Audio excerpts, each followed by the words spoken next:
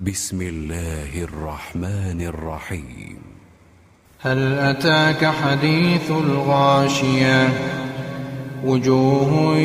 يومئذ خاشعة عاملة ناصبة تصلى نارا حامية تسقى من عين آنية ليس لهم طعام إلا من ضريع لا يسمن ولا يغني من جوع وجوه يومئذ ناعمة لسعيها راضية في جنة عالية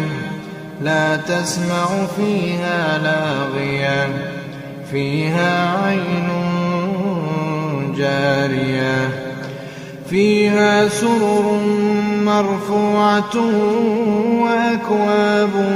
موضوعة ونمارق مصفوفة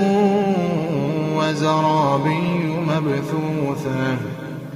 أفلا ينظرون إلى الإبل كيف خلقت وإلى السماء كيف رفعت وإلى الجبال كيف نصبت وإلى الأرض كيف سطحت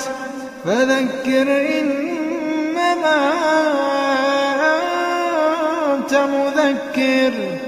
لست عليهم بمسيطر إلا من